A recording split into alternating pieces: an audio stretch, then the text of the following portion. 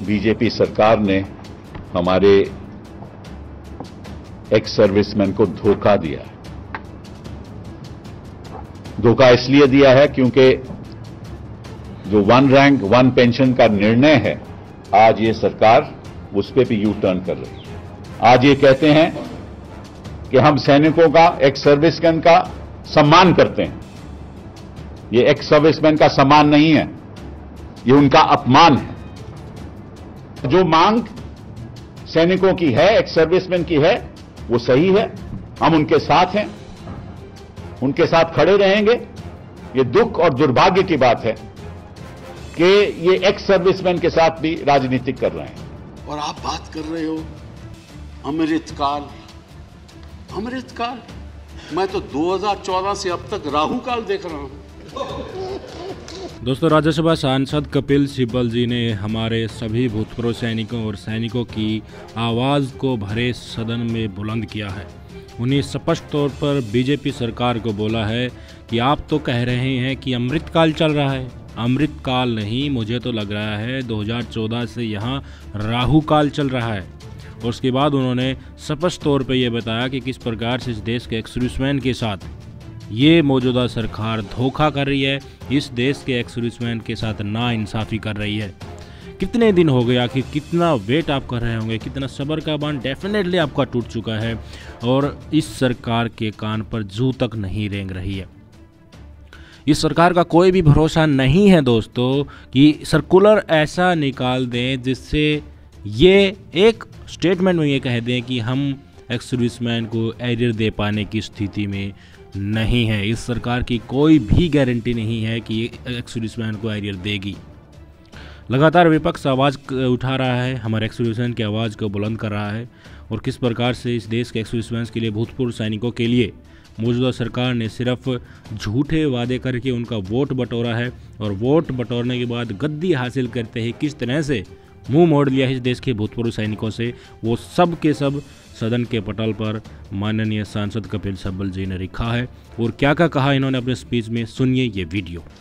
वित्त मंत्री जी, जब आप किसी परिंदे को उड़ते देखते हैं तो वो आसमान पे नहीं देखता। कभी देखा आपने कि परिंदा आसमान की तरफ देख रहा है? और जो पशु, जो जानवर जो नीचे जमीन पे हैं, कभी उनको देखा है कि वो आसमान की तरफ देख रहे हैं? कभी नहीं देखा ना। क्यों? क्योंकि असलियत जमीन पे होता है। आप लोग आसमान की तरफ देखते हो, फेंकते हो, सपने फेंकते हो, सपने दिखाते हो। जमीन को देखिए, हिंदुस्तान की जनता के हालात को देखिए। जो एक महिला वो ये सोचती होगी कि मेरा कल क्या होने वाला है, उसके बारे में तो आपने सोचा ही नहीं। हम बात करते हैं, शुरुआत करते हैं अनएम्प्लॉयमेंट की। मैं ज्यादा आंकड़ों में नहीं जाऊंगा because you can juggle data but you can not juggle facts. तो थोड़ा मैं अनएम्प्लॉयमेंट के बारे में आपको कुछ बताता हूं। पहली बात तो यह है कि आप अगर यूथ अनएम्प्लॉयमेंट की बात करें, so World Bank data 2019 says that India had a level of unemployment of 23% amongst the youth. 23%. China unemployment rate in neighboring countries 2020 data by the Center for Economic Data and Analysis based on ILO database. China had an unemployment of 5%, Bangladesh 5.3%, Pakistan 4.65%, Sri Lanka 4.84%, and India 7.11%. This is where we are. This is your shining India, whatever. Now, you have said that I have increased the capital expenditure by 2 lakh crore. That's what you say, to 7.5 lakh crores. तो जो 2 लाख करोड़ है, that is for the purposes of building infrastructure. But आपने कभी देखा कि जो unemployment है वो कहाँ है? आज के दिन अनएम्प्लॉयमेंट कहाँ है? मैं आपको बताता हूँ, शायद आप भूल गए होंगे। इंडस्ट्री वाइज जॉब लॉसेज आपको बताता हूँ। Manufacturing 9.8 million loss of jobs, Hotel and tourism, 5 million. Education, 4 million. Overall services sector, 1.8 million. Fall in central government employment, 3.32 million. In 2012-13, it's now 3.31 million. Employment in railways, 1.27 million. ये तो आपकी unemployment के sector हैं. तो अगर आप सड़कें बनाओगे तो वो इन सेक्टर्स का क्या होगा? होटल और टूरिज्म का क्या होगा? एमएसएमई सेक्टर का क्या होगा? एजुकेशन का क्या होगा? ओवरऑल सर्विसेज सेक्टर का क्या होगा? तो when you have to deal with unemployment, you have to do it sector wise. You have to give them relief sector wise. जो आपके सड़कों में जो लोग लेबर आती है वो मोस्टली अनस्किल्ड रहती है. अच्छी बात है कि आपने 2 लाख करोड़ दिया है, उसमें से 1 लाख करोड़ तो आपने लोन दिया है स्टेट्स को, केवल लोन, वो भी 50 साल इंटरेस्ट फ्री लोन. इसका मतलब क्या होगा कि वो पहले तो आप तय करेंगे कि स्टेट को जाएगा, वो ये भी मालूम है कि किन किन स्टेटों को मिलेगा. फिर कई स्टेट चाहेंगे ही नहीं कि आपसे लोन ले, क्योंकि वो टाइड अप रहेगा, क्योंकि अगर वो कोई भी प्रोजेक्ट डालेंगे तो आपकी अनुमति चाहिए. तो ऐसे बजट नहीं बनने चाहते. कल मेरे चिदम्बरम साहब ने 3 W's की बात की थी.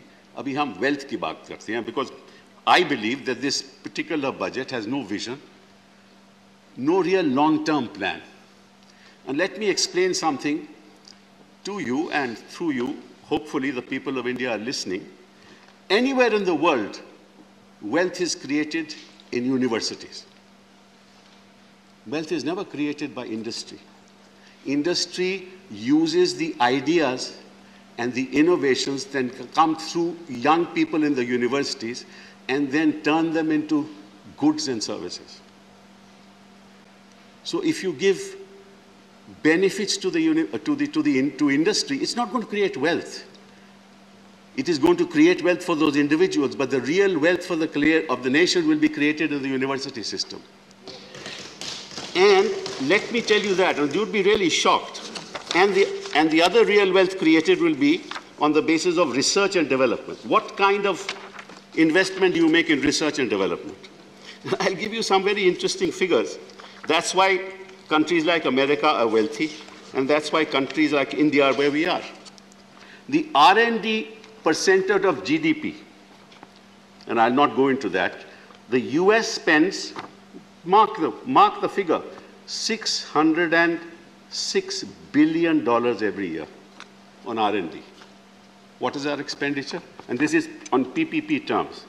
Our expenditure is 47 billion.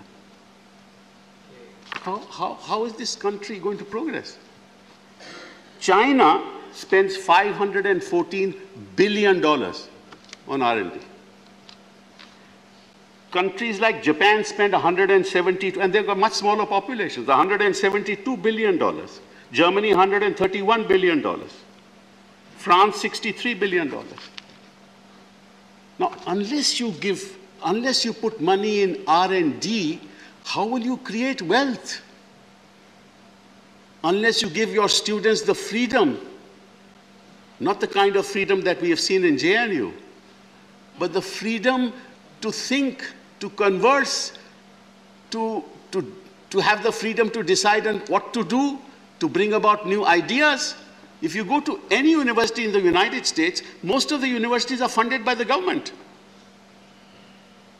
And in fact, there are businesses who have built campuses in the university system through their investment, aided by government. Now, if you don't give freedom in education, if you don't do investments in research, you're not going to create wealth in this country. And you've seen it in your 2019 budget. Look at the kind of benefits you gave to industry. Reducing the tax to 25%, then to 15%. The total tax now for new industry is 17% if you set up a new industry. No, they are not going to create wealth for the country. They may create some jobs. So I think that this nation should realize that unless we invest in the university system for the ideas, for the IP to be created. What happens in the university system? The IP is created, and then business comes and does prototypes, and after prototypes, they actually see whether it's a viable commercial proposition. उसके बाद फिर वो बनती हैं, industry में जाता है और वस्तुएं बनती हैं और सर्विसेज होती हैं। अगर उसमें आप ध्यान ही नहीं दोगे तो आप कौन से वेल्थ की बात कर रहे हो? तो ये एक बहुत बड़ी भारी समस्या है। और फिर दूसरी बात कि हिंदुस्तान को मैं समझता हूँ जैसे हमारे घरों में परिवार है, हिंदुस्तान भी एक परिवार है। और जो माँ होती है वो क्या सोचती है? हमेशा सबसे जो कमज़ोर बच्चा होता है ना, हमेशा उसके बारे में सोचती है। और अगर कोई कमी रह गई हो, क्योंकि जो अपने आप में ठीक ठाक है, आत्मनिर्भर है बच्चा, उसको तो आप छोड़ देते हैं कि आप आत्मनिर्भर रहो। हम उन लोगों की मदद करेंगे जो आत्मनिर्भर नहीं हैं।